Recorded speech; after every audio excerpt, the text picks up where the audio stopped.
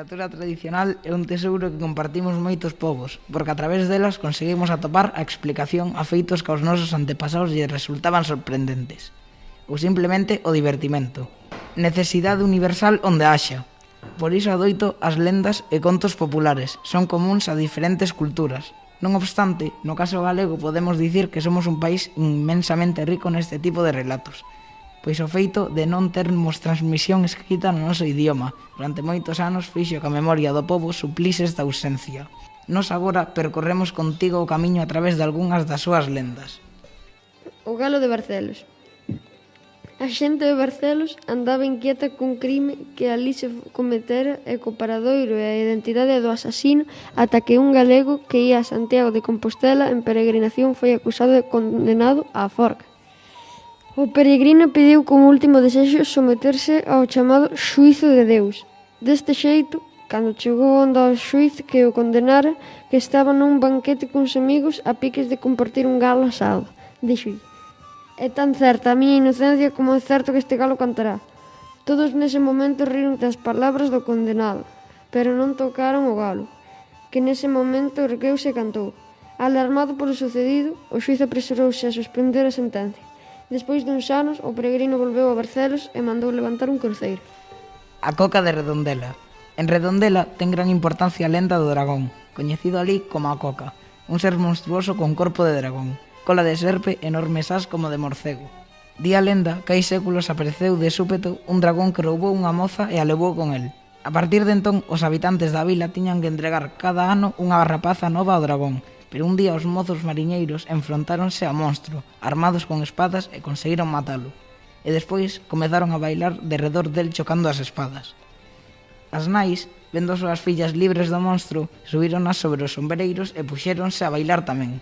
Esa sería a orixe da danza das espadas e do baile das pengas que se levan a cabo cada ano na festa de Corpus Christi. A Fundación de Pontevedra por Teucro. Hai unha lenda que relaciona a fundación de Pontevedra cun euro da Guerra de Troia. Teucro, un arqueiro grego de gran prestixio, o irmán do famoso Áyax o Grande. Parece ser que cando Teucro regresou da guerra, seu pai recriminoulle non ter vingado a morte do irmán e expulsouno da patria. Hai quen di que viaxou á Península Ibérica e fundou nas costas galegas a cidade de Helenes, que significaría cidade dos gregos. Dice que o lugar indicoulle a Sereo Leucoiña, a que seguiu dende as cías e todo por ela quedou a vivir ali. A muller peixe será tamén a causante da súa morte, pois Teucro afogou-os perseguíndoa na fuxida cara a illa de Ons. O prestixio que daba a unha cidade ter relación cun heroe famoso deulle pulo á lenda. Así, a mítica fundación está recollida nun texto na fachada do concello. Ademais, hai unha praza de Teucro, leva o seu nome ao equipo de balonmán da cidade e mesmo se cree que pode ser Teucro unha figura da fachada da Basílica de Santa María. A Raíña Lupa. A Raíña Lupa é unha poderosa muller ligada á translatio do corpo do apóstolo e cuxa historia se nos conta no Códice Calixtino. Cando os discípulos de Santiago chegan desde Xerusalén co seu corpo para enterralo en Galicia, van pedir axuda a Lupa, quen trata de desfacerse deles enviándoos cara a Fisterra, onde son apresados polo rei. Eles conseguen escapar e volven onde a raíña, solicitando un carro e uns bois para poder levar o corpo. Pero ela enganas e envíos ao Pico Sacro, onde ten uns touros salvaxes custodiados por un dragón. Pero como o dragón rebenta ante o sinal da cruz e os touros amansan, Lupa, convencida, convértese ao cristianismo.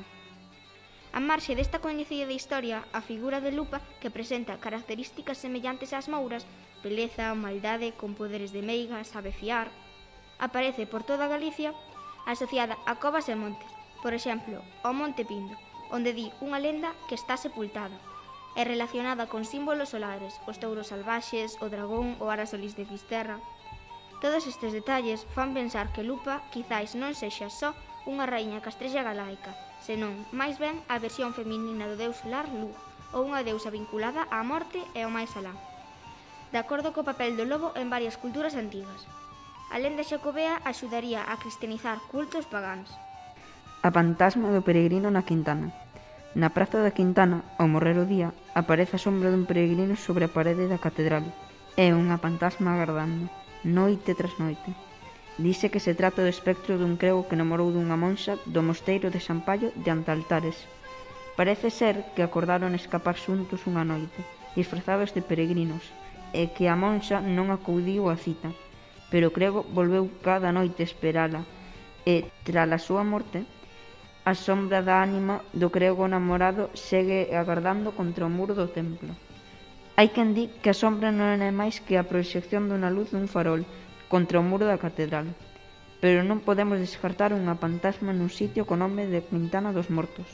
Camiñante, ao chegares a Compostela, achégate por ali a noite e decide.